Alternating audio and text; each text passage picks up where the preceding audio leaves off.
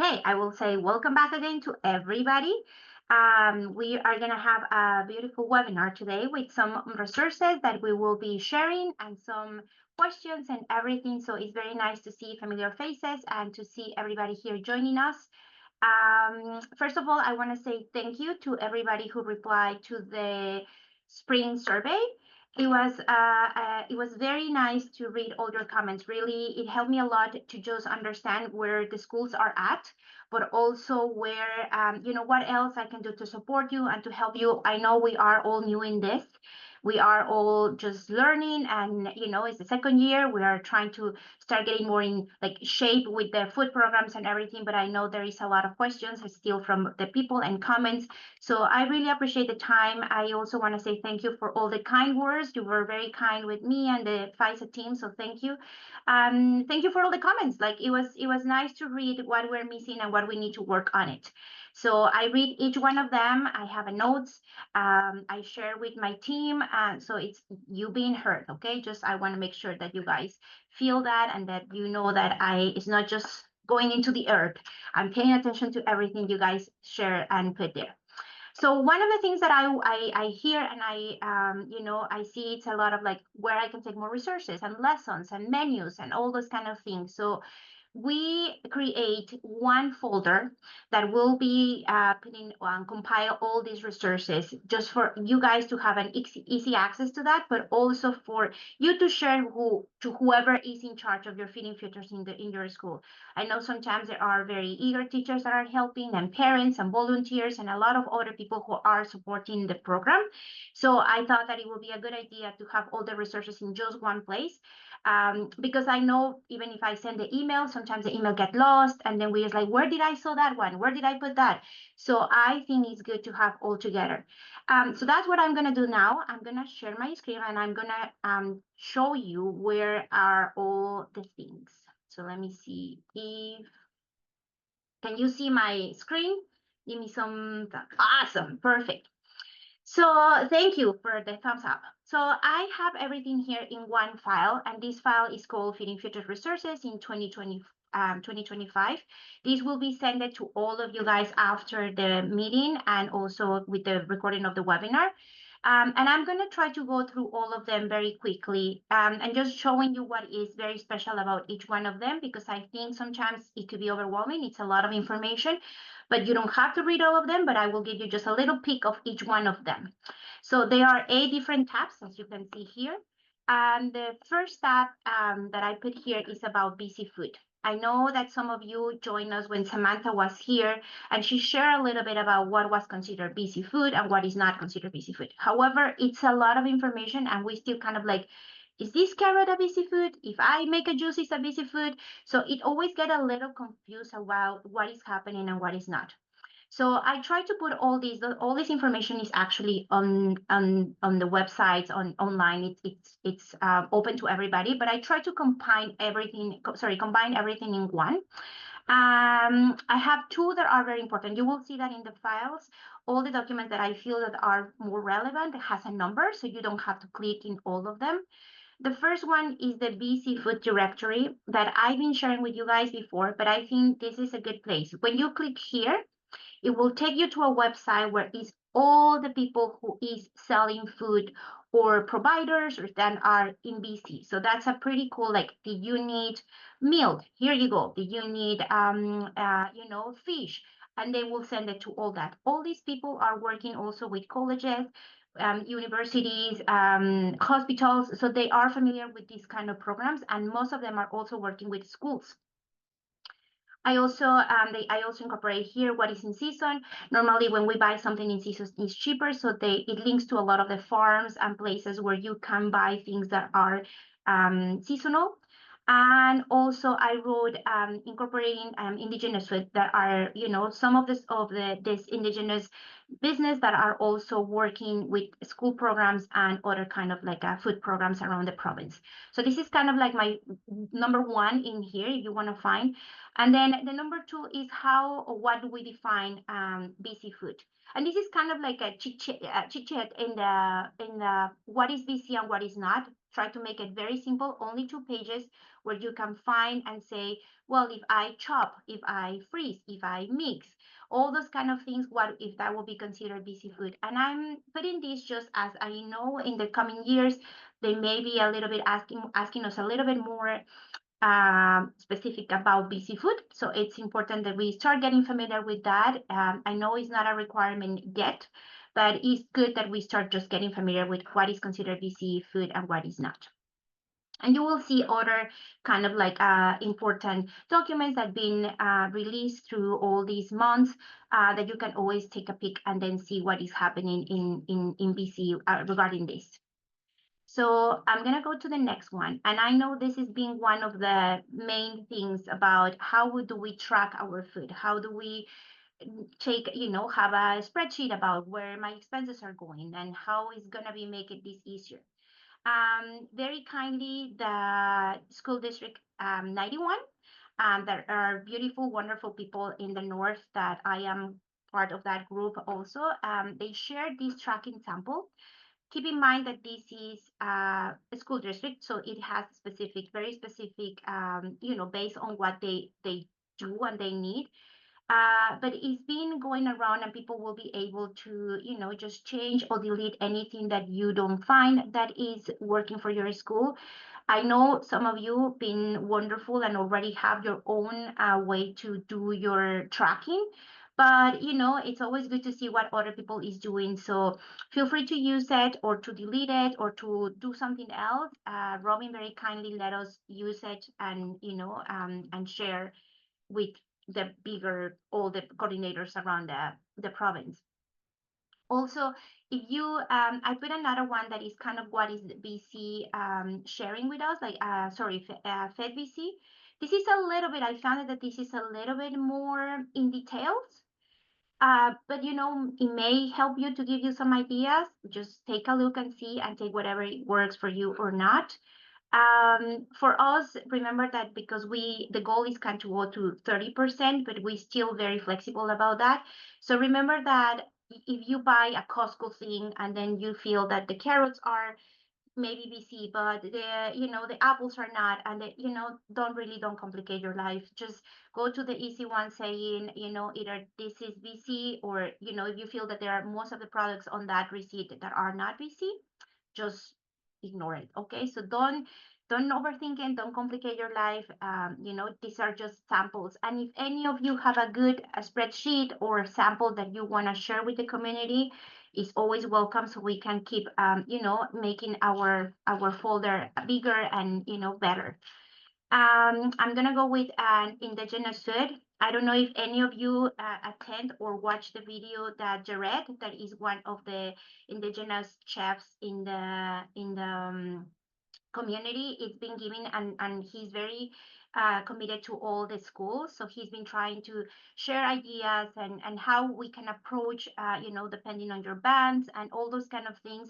He's been trying to educate all of us and how we can do better and how we can start incorporating little by little things into our daily food programs. So there is all this information that sometimes it's just good to read. And in case you want to, like, I will also link later on the email the video that he had. I think I sent it in February, but it's a good one to watch and to understand, how these relationships should kind of start just building up, right? It will take probably a few years to really, have it establish it, but it's good to just understand their perspective also and how we can incorporate and being working together towards a better food programs. Lots of valuable information. Now, this is one of my favorite ones. It's additional grants. So it's a huge list, and I won't be going through all of them, but it's a huge list of other programs that are supporting and helping, and you can apply and you can get some resources. Some of them are for, either like literacy, or some of them are for like actually buying some things or providing to help snacks, or so there is a lot. most of them are opening to independent schools too. Some of them are a little bit more into school districts, but I actually didn't want to delete any of them. I want that you have the opportunity to see and read and see what kind of works for you guys, and then knock at the door, right? Because we feel that it's important that we also, as an independent school, to start going through all these resources, and and most of these people are very open to help everybody because it's not about the school, it's about the kids. So I leave all of them with lots of, special extra monies. For example, I know some of you are familiar with Farm to School.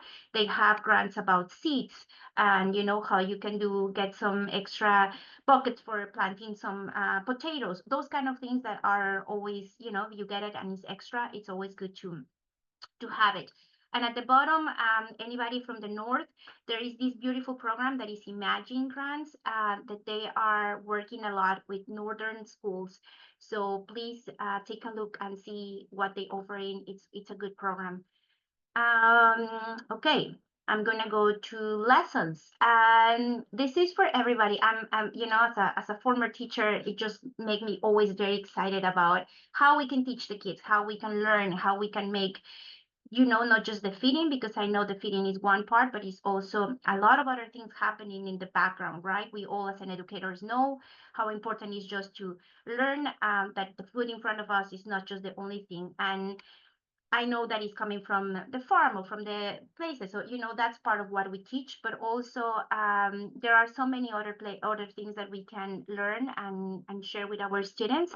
So I put the first one as all the lesson plans. There are tons. Like, I was planning to download everything, but there are probably over like 400 or something like that. It's amazing the way that there's so many resources about where you want to teach. You want to teach about the cow, you want to teach about the milk, you want to teach how to do many things, how to create your own garden, how to create your own, growing your own food. All those kind of things are amazing, and most of them in the Healthy Schools VC are by grade. So any of your teachers that are interested is a good resource for them to get familiar with. I add these virtual barn turns. They are very cool. They take you to the farm and they show you kind of like the little chickens and where they live and how they, eat. So it's so cool. So, sometimes it's just nice to, I mean, I remember sitting sometimes with my kids in school, and just if we don't have the opportunity to go and, being in the farm, it's good to be able to just do those kind of like virtual tours.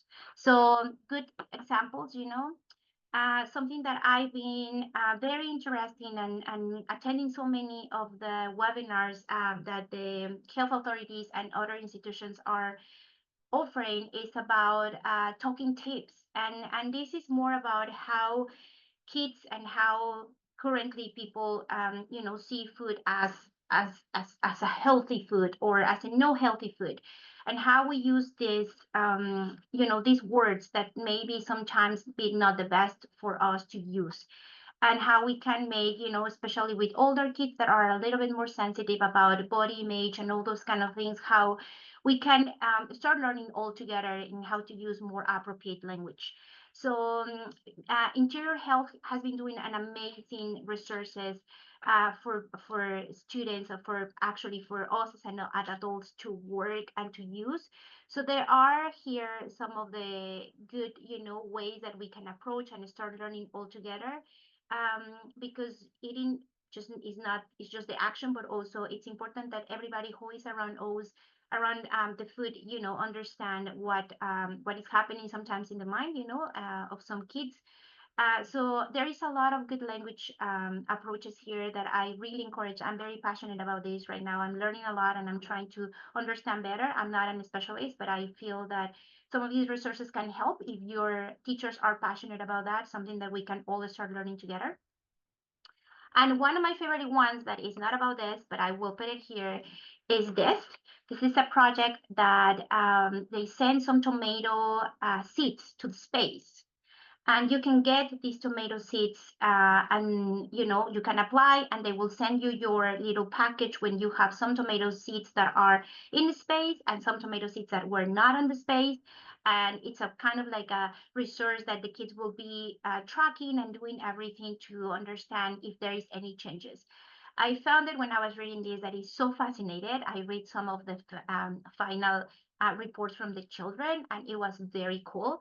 So something fun that, maybe you think maybe not this year, next year, just thinking something that when you're thinking about, oh, what else we can do, I think this is a pretty cool research. And I add other things that, I found it that are good, some visuals for your teachers or for you guys. So, I will keep adding here anytime that I found something that is cool or interesting. And okay, menus. I know I already talked more than 50 minutes, but bear with me. So the menus will be just ideas, right? Like I know a lot of your schools are very creative in what you're serving, and you probably have a person who has more knowledge than me in a sense of nutrition and everything. But there is a toolkit um, website that the ministry just create for all of us to learn more about and to have more ideas about how we can put food on the table without making ourselves very crazy about, oh, I need to have all these ingredients and everything. So I download all those ones, and there are very simple menu ideas that you guys can take a look or share. If you have a food program per se, like every day, or if you just want to make some fun things with your children at school. So these are some of the menus, great resources too.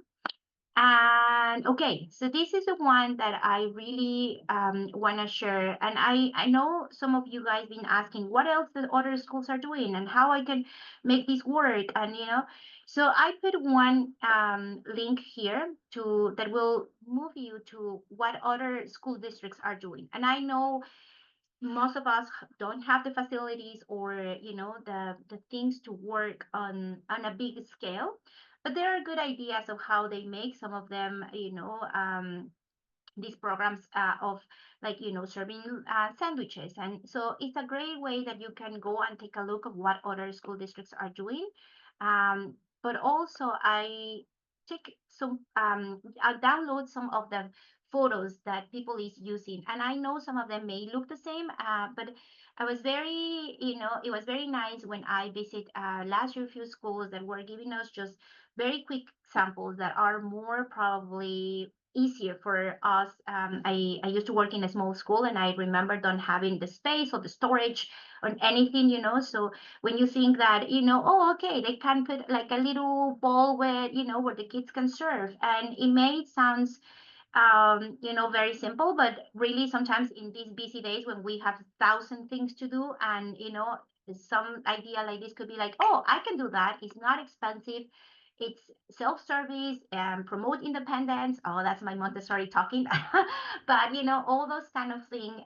It's always to have some examples. So a lot of repetitive examples that I see in school districts and in our independent schools are these little um, kind of cards that go around where they fill up in the morning, and then either they put it in a space in the classroom or in a space in the hallway. So there are so many that they put it.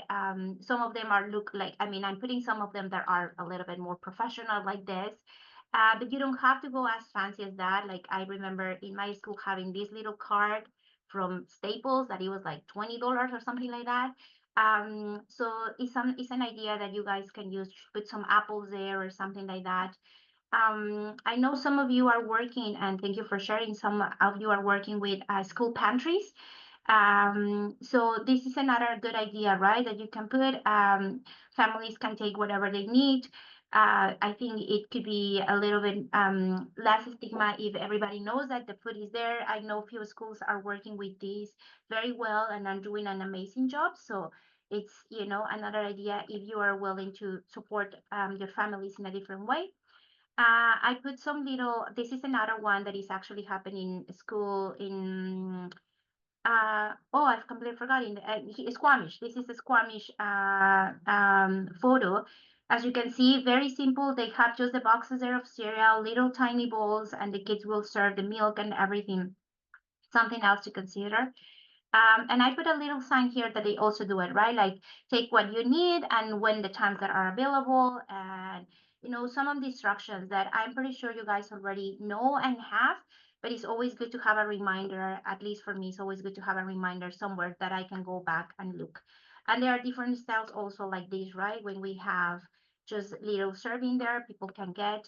And this was something that I actually, it reminds me, Sean, when they were talking about it, and when you don't have a fridge, right, you're not available, but then you have some ice where you can put either milk or cheese or yogurt or something, because I know sometimes having the fridge implies storage and space and electric. So, we can be creative, and in these different options that we can have when the time, if we need it. Okay, so this was one kind of like that. I hope you guys have more ideas that we will be sharing in a few minutes. I put also some, some of resources that schools are using just to help families to, what you can bring to school or those kind of things that are just good resources to have it. My last one, I promise, is suppliers. And this is, I actually feel that this is such a good resource because I know some of you may start planning for next year. I know this year is almost, we have only a couple months, but for next year, I'm adding here all the food suppliers that are already working with the school districts. They are familiar with what is happening. Some of them are actually working with independent schools. I know I see it in your reports that some of you guys are already connecting with these organizations. And the good thing about here is that you literally can just look in your city what is happening, and then you can connect with that person. So it's a good way to, I know especially some people is like, what about in Kelowna? Well, Kelowna is very lucky because you guys have so many things, but other areas in our province, right? So it's here, and you guys can find a lot of like places where you can. They already familiar with the school programs. They already, most of them have a food list already for food for school food programs. So great resource. And I add one more. This is our partnership, the ones that I've been sharing and connecting, and you are familiar with this one. But one of the other thing that I add this time is because I know some schools are using grocery gift cards. So there are a few other options that we have here. So we have the market that are using coupon programs. That is just a new thing that we're incorporating this year in case your families are interested or you guys are interested in using that system instead of grocery gift cards. King's Farm Market also offer gift cards, and they are very familiar with a lot of schools, so they have good programs, and they have so many locations around the actually it's Metro Vancouver, but they have a lot of locations in case you are interested. They mostly send BC food, so it's a good win-win, right? And you give a gift card, and then it's a lot of veggies and fruits and just food that they can find in that market. And then also Kin Farms and Nature Delivered that are in a different place, but they also are great. They offer food, they offer meat and eggs and veggies, and they also make hamper bags and all, so sorry, hamper things and everything. So then you guys can, it's a different way just in case you don't want to use in the coming months or in the coming year, your Save Foods or grocery or your Costco or your any other grocery gift card. So yes, that's kind of like a different option for you guys. And just as a part of, I'm pretty sure you're familiar with your dietitian in your area, but if you needed your contact or anything, these dietitians are the ones who are in charge of the school food programs. So the direct contact there is for you guys, and just the principle, the feeding filters guidelines or principles that we are trying to follow all of us as coordinators. Oh, that was a lot of talk. So hopefully, you guys, I didn't went too fast, but I really want to touch base with all of them. I will be stop sharing, and I will see if anybody has anything here. And if not, I will stop recording now.